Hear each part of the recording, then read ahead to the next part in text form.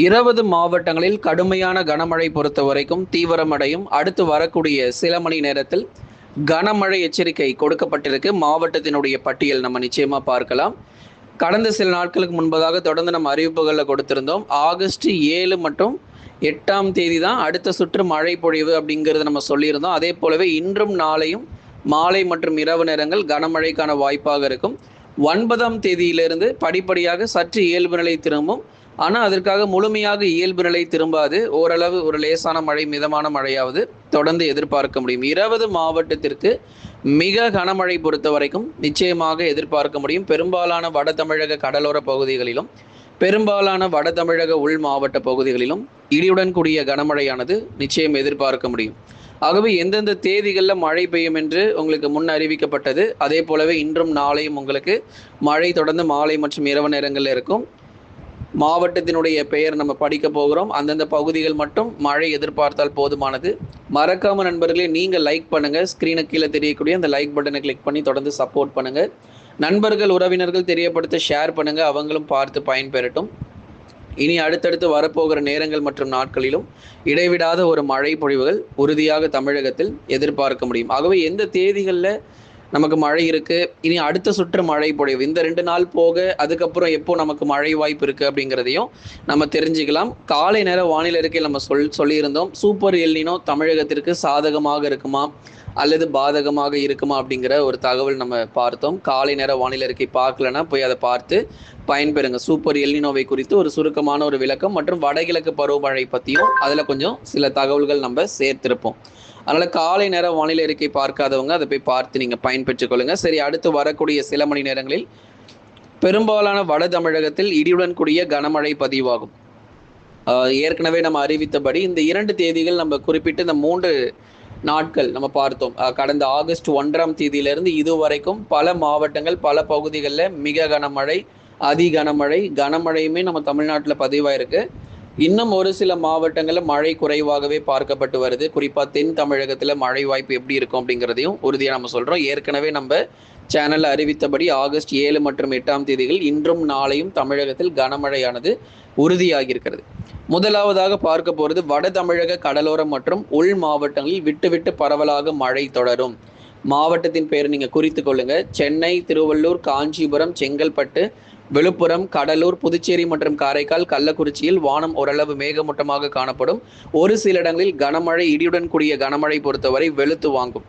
குறிப்பாக கடலூர், விழுப்புரம், புதுச்சேரி மற்றும் காரைக்கால், அதே போல கள்ளக்குறிச்சி மாவட்டங்களாகட்டும், சென்னை, திருவள்ளூர், காஞ்சிபுரம், செங்கல்பட்டு உள்ளிட்ட மாவட்டத்தில் பெரும்பாலும் மிதமான மழை, ஒரு சில இடங்களில் இடி மின்னலுடன் கூடிய கனமழை பொறுத்தவரை மிக தீவிரமாக பதிவாகிறதுக்கான வாய்ப்பாக இருக்கும். ஆகவே வட தமிழக கடலோரம் மற்றும் உள் மாவட்டத்தில் வேலூர், திருப்பத்தூர், ராணிப்பேட்டை, திருவண்ணாமலை போன்ற இடங்களிலும் பகுதியாக பரவலாக இடியுடன் கூடிய கனமழை பொறுத்தவரை தீவிரம் அடையும். ஆகவே மேகக்கூட்டங்கள் அதிக அளவில் நம்ம வருகிறத நம்மளால பார்க்க முடியும். மேகக்கூட்டங்கள் தொடர்ந்து குவிந்து கொண்டிருக்கு. 1-2 மாவட்டங்கள் கிடையாதுங்க, கிட்டத்தட்ட 20 மாவட்டங்கள் வரைக்கும் மழை பொழிவுகள் அடுத்து வரக்கூடிய சில மணி நேரத்தில் எதிர்பார்க்க முடியும். ஆகவே எந்தெந்த தேதிகளில் நமக்கு மழை கிடைக்கும், எந்தெந்த நாட்களில் நமக்கு உறுதியான கனமழை இருக்குது அப்படிங்கிறதையும் நிச்சயமாக நம்ம பார்த்து தெரிந்து கொள்ளலாம். வட தமிழக கடலோரம் மற்றும் உள் மாவட்ட பகுதிகள் சென்னை, திருவள்ளூர், காஞ்சிபுரம், செங்கல்பட்டு, விழுப்புரம், கடலூர், புதுச்சேரி மற்றும் காரைக்கால், கள்ளக்குறிச்சியில் பொதுவாக வானம் ஓரளவு மேகமூட்டமாக பகல் நேரங்களில் காணப்பட்டாலும் சரியாக மாலை 4 மணி முதல் இரவு 8 மணி வரைக்கும் சென்னை முதல் கடலூர் வரை இருக்கக்கூடிய பகுதிகளும், வேலூர், திருப்பத்தூர், ராணிப்பேட்டை, திருவண்ணாமலை, கிருஷ்ணகிரி, தர்மபுரி, சேலம், நாமக்கல், கரூர், திருப்பூர், ஈரோடு உள்ளிட்ட வட தமிழக உள் மாவட்டங்களிலும் இடியுடன் கூடிய கனமழை எதிர்பார்க்கலாம். எல்லாம் காலை நேர வானிலை அறிக்கையில் நிறைய பேர் மழை வரல ப்ரோ அப்படின்லாம் சொல்லியிருந்தீங்க. பொறுமையாக காத்திருங்க. இரவு மற்றும் நள்ளிரவில் வட தமிழகத்துக்கு நமக்கு மழை உறுதி. தென் தமிழகத்துக்கு தான் நமக்கு மழை கொஞ்சம் குறைவாக இருக்கும். ஆனால் வட தமிழகத்தை பொறுத்த வரைக்கும் இன்றும் நாளையும் மழை உண்டு. இதெல்லாம் நம்ம முன்னறிவிப்புகள் ஏற்கனவே கொடுத்துட்டோம். வட தமிழகத்தை தவிர்த்து மற்ற மாவட்டங்கள் தான் நம்ம மழை வாய்ப்பு குறைவுன்னு நம்ம சொல்லியிருந்தோம். போய் பாருங்க. ஒருவேளை இன்னும் தெளிவாக பார்க்கலன்னா கடந்த வானிலை அறிக்கையில் நீங்கள் எடுத்து பார்த்தீங்கன்னு தெரியும். வட தமிழகத்தை தவிர்த்து மற்ற மாவட்டங்களில் தான் மழை வாய்ப்பு குறைவே தவிர வட தமிழகத்தில் பெரும்பாலான பகுதிகளில் இடியுடன் கூடிய கனமழை தொடர்ந்து பதிவாக தான் செய்யும். உள் மாவட்டத்திலும் இன்றைக்கு பல்வேறு பகுதிகளில் பரவலாக இடியுடன் கூடிய கனமழைக்கான வாய்ப்பு இருக்கு. சேலம், கிருஷ்ணகிரி, தருமபுரி போன்ற மாவட்டங்களிலும் தொடர்ந்து மழை வாய்ப்புகள் எதிர்பார்க்கலாம். அடுத்ததாக டெல்டா மாவட்டங்களில் பகுதியாக மிதமான மழைக்கு வாய்ப்பு. டெல்டா மாவட்ட பகுதிகள் அரியலூர், பெரம்பலூர், திருச்சி, புதுக்கோட்டை, நாகப்பட்டினம், தஞ்சாவூர், திருவாரூர், காரைக்கால் பகுதிகள், இந்த இடங்கள் முழுவதுமாக நாகப்பட்டினம் போன்ற பல்வேறு டெல்டா மாவட்டங்களிலும் பகுதியாக இடியுடன் கூடிய மிதமான மழை பொறுத்த வரைக்கும் எதிர்பார்க்கலாம். டெல்டா மாவட்டங்களில் பகுதியாக இடியுடன் கூடிய மிதமான மழையானது நிச்சயமாக பதிவாகும்.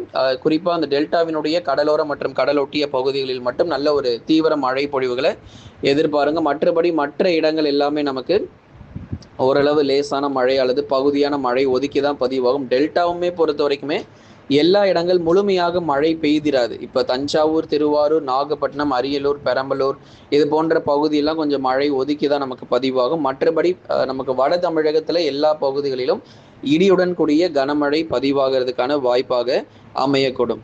சரி, எங்கெல்லாம் மழை ரொம்ப குறைவாக இருக்கு அப்படிங்கிற தகவலையும் பார்த்துடலாம். தென் தமிழகத்தில் தென்மேற்கு பருவமழையில் குறைவாகவும் வடகிழக்கு பருவமழையில் கூடுதலாகவும் பதிவாகக்கூடும். குறிப்பாக தென் தமிழகத்தில் இருக்கக்கூடிய மதுரை, திண்டுக்கல், விருதுநகர், சிவகங்கை, ராமநாதபுரம், தூத்துக்குடி, திருநெல்வேலியில் இப்போ நீங்கள் நினைக்கலாம் தென்மேற்கு பருவமழையில் ஒரு சொட்டு கூட மழை இல்லையே, நிறைய பகுதிகள் நம்ம இடங்களில் வறண்டு கொண்டே வருகிறது அப்படின்னு சொல்லி நீங்கள் நினைக்கலாம்.